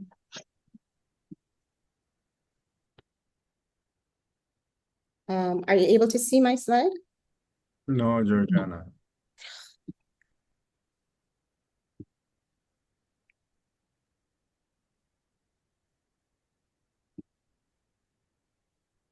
Can you see them now? Okay, perfect. You can put on presentation mode. Okay, I'm just trying to close the browser here and start and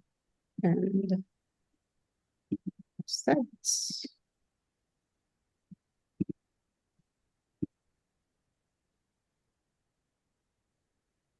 Okay, are you seeing it now in presentation mode? Daniel? No. No? No, we can see the next slide. Okay, hang on a second. I'm so sorry for this. And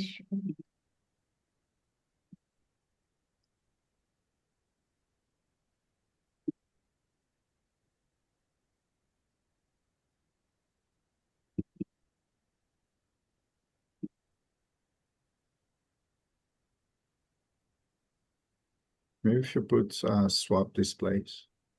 Okay. Yeah, now. Yes. Thank you. Yeah. All right. Thank you. All right. Thanks a lot, Daniel. My apologies for the technical glitch. So let me just jump right into it. I want to say thanks to PAHO for the opportunity to present today. And my presentation will be a little bit different because I'm going to be presenting excerpts from the 2025 Small Island Developing States report of the Lancet Countdown on Health and Climate Change. And I'm going to be focusing on Caribbean Small Island Developing States. So just to say that this initiative is funded by the Wellcome Trust and is the collaborative effort of several institutions, including the Pan American Health Organization, about 30 institutions and 30 authors. So the Lancet has broken down the areas of focus and the indicators that we monitor from year to year, and we're really monitoring our progress towards the Paris Agreement. So there are about 5 indicator groups or 5 themes, and these are the health impacts of climate change, the health adaptation and health benefits of mitigation, but also economic and political context. Now, I'm not going to go through all of these, obviously, so I'm just going to try to pull a few examples for which I believe El Niño will exacerbate the existing crisis that we're in. So I'm going to start with heat, and I'm going to be looking at heat in a particularly vulnerable, clinically vulnerable group. And there are 2 groups that I'll be looking at. The first is infants 1 and under, and the other will be older adults 65 and over.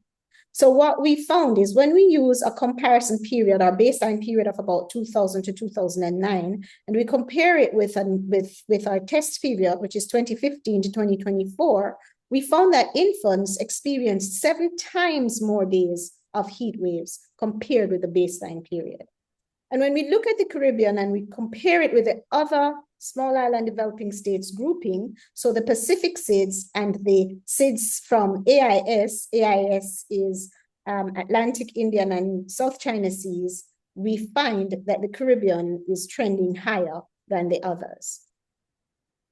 Now, looking at the older adults, we're seeing the same kind of trend. In their case, it was 5 times more heat wave days compared with the baseline period. And again, the same trend with the Caribbean leading the way in this compared to the other small island developing groups.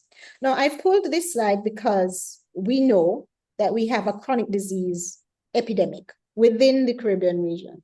And we're always told that we need to practice a healthy lifestyle. And one of the pillars of this healthy lifestyle is physical exercise. So heat is going to affect our ability to perform these physical activities. And we're looking just now at what moderate heat stress, and this is for all SIDS. Now, you don't need to look at the exact numbers, but you can definitely see that it is trending upwards. And it's trending for when you're just doing moderate walking versus if you're doing moderate running, and we would consider jogging to be moderate running. And again, I just wanted to show you where we are in terms of the other small island states. And again, here is the Caribbean, and we're only outdone by the AIS group. Now, another thing that I think is important to us, and this affects our lives and our livelihoods, is our ability to perform work. And when we looked at labor capacity and we looked at the potential work hours that can be lost due to heat in small island developing states, we're finding, the overall finding, and this is a major finding, is that 4.4 billion potential work hours are lost cumulatively in SIDS. But let's zero in on the SIDS group that is more relevant to us or more applicable to us in the Americas, and that would be the Caribbean. And as you can see, compared with the baseline period, we're now at about 2,200 million potential hours lost. And this is something that we need to pay attention to. The previous speaker spoke a lot about arboviruses and mosquito-borne diseases, so I'm not going to go into this in any detail, but I just want to pull your attention to 2 things. One, for chikungunya, When we looked at the period from 2015 to 2024, the Caribbean had a 13% increase. For Zika, the increase was not as much. It was 3%, and we're grateful for that. But let's look at the other countries, like the Pacific had an increase of about 20%. Now, I'm glad that the WMO is here, and I wanted to just bring this to your attention. When we look at sea surface temperature, we found that in 2024, we had a record high in sea surface temperature. And according to the WMO, this is an irreversible tipping point, irreversible trend, a tipping point for oceans. So for the first time, we went over 28.5, and that was in 2024. Now, I don't need to tell you what that means. We tend to ignore our oceans, but our oceans are so important to our daily lives. And for Caribbean people, our marine food is part of our daily lives. It's part of our major nutrition. It's a major nutrition source for us. So it will, if our sea surface temperature keeps rising, we will have problems with our food security. Now, I'm going to just jump a little bit to looking at more intense extremes endangering millions in SIDS. And this particular indicator looks at the lethality of extreme weather events. And what I want you to focus in on is, firstly, that almost 40 million lives were at risk over the period that we looked at, which was 2015 to 2024, as a collective in small island states. But in the Caribbean, we had two major hurricanes, Hurricane Beryl, which was historical in that it was the earliest recorded Category 5 hurricane in history, and Hurricane Melissa in 2025 that tied for the strongest hurricane recorded in the Atlantic. Now, what does that mean for us in terms of our economic losses? And Hurricane Beryl, from the MDAT database and the MDAT records, they were able to cost Hurricane Beryl for the Caribbean, all countries affected, a loss of $7.2 billion. Now let's look at Hurricane Melissa, which according to the World Bank, the estimated loss in damages and productivity for Jamaica was $12 billion. And this represented more than 56% of the island's gross domestic product. Now, there is a little shining hope that I wanted to bring to you, and I'm very happy that PAHO has had this, because I'm able to not just do an ad, but to point out that there are ways and there are means by which we can be effective.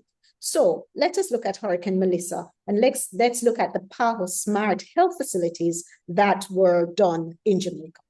Now, for Hurricane Melissa, we had 134 health centers and 5 hospitals that sustained damage that disrupt the services of these hospitals. However, there were 3 specific health facilities that were upgraded under the PAHO Smart program in Jamaica. And these 3 centers stood directly in the path of Hurricane Melissa, but they remained resilient and were able to offer services the day after the hurricane. These facilities were previously retrofitted to PAHO's gold standard under the Smart Hospital Initiative. So it shows that we can be resilient and that there are already examples of resilience, of resilient practices, health resilient practices and health resilient implementation activities that we can benefit from. Just to give a little overview of the amount of deaths, I'm speaking specifically for Jamaica here, there were 45 deaths and 340 injuries. However, in terms of disease outbreaks, we had a leptospirosis outbreak in Jamaica, but Cuba had concurrent dengue and chikungunya outbreaks at the same time, shortly after the hurricane. So I'll close off with, this is not an exhaustive list, and I'm sure we could add more to it, but just to pull out a few things that I think we need to pay attention to. I think one of the first things we need to do is to try to improve our integrated disease surveillance systems with weather variability. In other words, I think Cuba is the only country, I may be wrong, I think Brazil may be too, but from the Caribbean, from the small island states and from the Caribbean perspective, I think Cuba is the only country that has an integrated disease surveillance and weather variability or climate change surveillance system. We also have to look at the resilience of our health systems. And in this, I'm not just looking at extreme events, I'm also looking at slow onset events, I'm looking at food insecurity, I'm looking at disease surveillance. And we have one example of an infrastructural intervention that actually worked and survived during a major hurricane.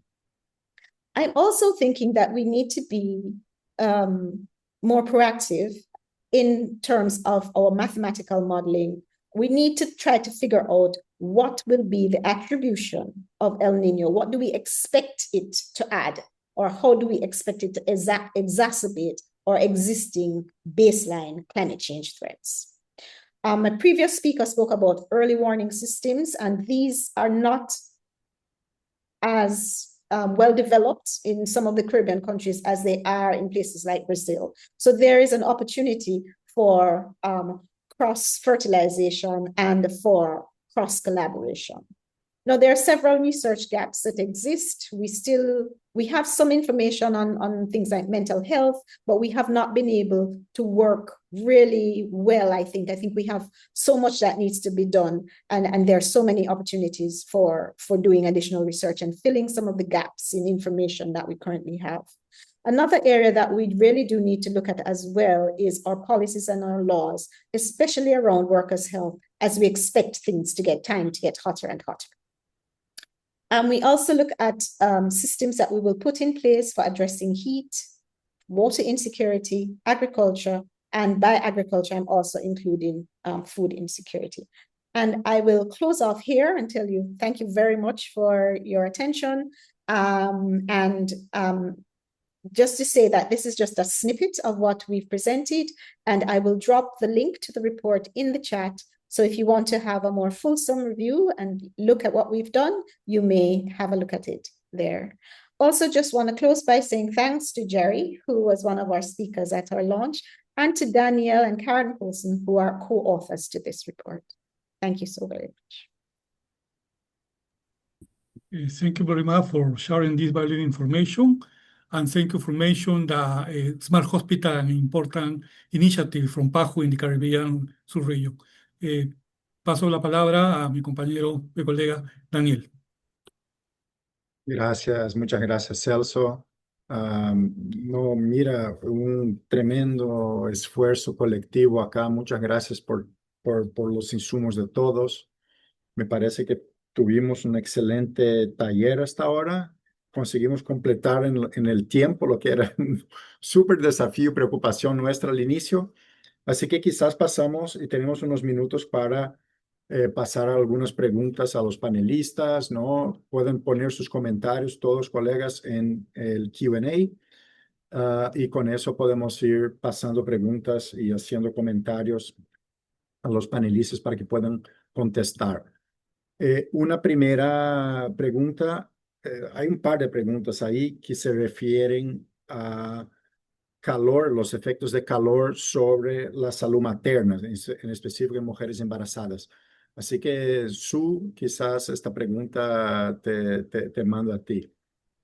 Sí, gracias. Bueno, las mujeres embarazadas son bastante vulnerables al calor excesivo y principalmente por dos razones fisiológicas. Es que tienen una tasa metabólica más alta, generan mayor calor interno, se deshidratan más rápido y también por los cambios hormonales que tienen, ¿no?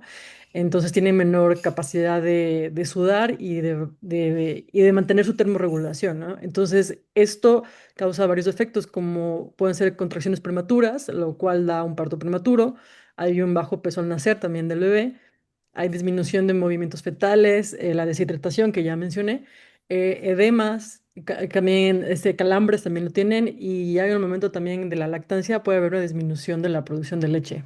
Entonces, básicamente el calor afecta esto por razones fisiológicas. Súper, gracias, Sue. Y hay otra pregunta tanto para Erlan Gallegos como quizás a Daniel Cruz, ¿no? Los dos de Bolivia, Erlan Gallegos del Servicio Meteorológico y Daniel Cruz de la OPS Bolivia, sobre estrategias para mitigar brechas en acceso a tecnología, ya que se habló del proyecto Calma, ¿no? Que usa estos chatbots para comunicarse con personas, ¿no? En situación de vulnerabilidad o de riesgo a olas de calor. ¿Y qué estrategias, ¿no? Se pueden usar para mitigar esas brechas de acceso, sobre todo usando estos medios de comunicación, Daniel?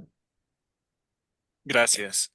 Muy buenas tardes. Bueno, en colaboración con el Servicio Nacional de Meteorología y las excusas de parte de Erlan, que está delegado con otra tarea, me pidió abordar esto. Pues, importante por un lado remarcar que hoy en día los celulares inteligentes tienen una amplia penetrabilidad también en hogares vulnerables, ¿no? Tenemos un dato que en Latinoamérica alrededor de un 90% de los hogares llega a tener un celular, al menos un individuo en la familia tiene uno. Y el WhatsApp es una aplicación que está por default, es decir, no hay la barrera de tener que descargar un nuevo aplicativo, tener que ingresar un nuevo usuario, registrar, que es lo que usualmente pasa con las aplicaciones de celular. El WhatsApp ya está instalado y es de amplio uso común para distintas actividades de comunicación personal y también incluso, por ejemplo, iniciativas de negocios, etcétera. Entonces, eso facilita y asegura un amplio acceso a las poblaciones. Adicionalmente a ello, consideramos que también es apuntar a entrar hacia los medios de comunicación local, por ejemplo, radios comunitarias, para el área rural sobre todo, canales de televisión que tienen el anuncio del clima, y con esto ampliar la cobertura hacia todos los sectores que quizás no van a tener en algún caso el acceso al celular inteligente. Pero además de eso, también para reforzar el tema de comunicación. Esos serían los principales aspectos, estimado Daniel. Gracias. Gracias, Tocayo. No, y felicitaciones por el trabajo de Bolivia, que está avanzando bastante. Paso la palabra ahora a Alex Camacho para que pueda también comentar un poco de los próximos pasos, también de lo que están planificando desde los alistamientos, ¿no? De los grupos de emergencias. Así que, Alex, si nos escuchas, tienes el micrófono. Ya está. Hola Daniel. Bueno, nuevamente felicitar a todos los expositores del día de hoy, particularmente las experiencias de los países en donde se evidencia el trabajo que están haciendo y por supuesto también esto es un llamado a continuar en este trabajo, en este esfuerzo, un esfuerzo que sin duda alguna tiene que ser multisectorial, multidisciplinario. Y dentro de ese cometido, junto a Daniel, a su equipo, por supuesto, y dentro del Departamento de Emergencias, de la Unidad de Preparación para Emergencias y Desastres, a cargo del doctor Celso Lambarén, estamos trabajando en un proyecto conjunto. Si me pueden, por favor, ayudar dándome el derecho para compartir, por favor. Es mencionar algo que ya se había topado en un inicio, lo había mencionado, me parece, Jerry también y alguno de ustedes, que es el acelerador regional de preparación de alistamiento operativo, ¿sí? Para emergencias en salud ante el fenómeno del niño. ¿Por qué se lo denominó acelerador? Es una combinación de sesiones desde la perspectiva del webinar tradicional, pero también con sesiones prácticas, laboratorios. Vamos a tener también un trabajo de simulación apuntado a que hagamos justamente un análisis rápido. Son sesiones quincenales de 60 minutos, muy prácticas, muy operativas. Es un programa certificado, 8 de 10 sesiones para obtener la certificación y lo más importante es su participación. Es un programa dinámico, por lo tanto la temática irá cambiando. Ustedes pueden acceder a través de este QR code o también con la dirección de bit.ly/aceleradorfen, que quizás es más fácil. y registrarse. La próxima sesión es del 6 de agosto, en donde vamos a trabajar específicamente en el tema de alistamiento operativo, tomar algunas consideraciones sobre las acciones anticipatorias también, pero sobre todo identificar en los 3 niveles qué es lo que ya hemos hecho. Es básicamente un trabajo, esperamos que sea lo más interactivo posible. Y ustedes son los principales participantes de ello. Así que cordialmente invitados, pueden registrarse desde ya. Lamentablemente tenemos cupos limitados y la plataforma solamente tiene 500 espacios, por lo tanto es first to come, first to serve. Por lo cual sugerimos pues que hagan registro con tiempo y también accedan. Eso, Daniel, muchísimas gracias y pues nada, viendo hacia adelante con miras a trabajar en conjunto con ustedes, con WMO y por supuesto, con los países y con todos a las órdenes y un gusto. Fantástico, Alex. Muchas gracias por mencionar. ¿Puedes dejar ahí unos segundos más, porfa, Alex? Porque justo llegaron algunos comentarios, ¿no? Y preguntas y comentarios en el Q&A, que yo creo que se relacionan con eso, ¿no? Uno que habla un poco de mecanismos de gobernanza o coordinación interinstitucional, y otro que justo hablaba de el paso necesario faltante, establecer un listado de acciones en el nivel operativo que se corresponda con cada escenario de riesgo. Yo creo que un poco eso que ustedes tienen, que tenemos dentro de OPS como este acelerador, es algo que nos ayuda.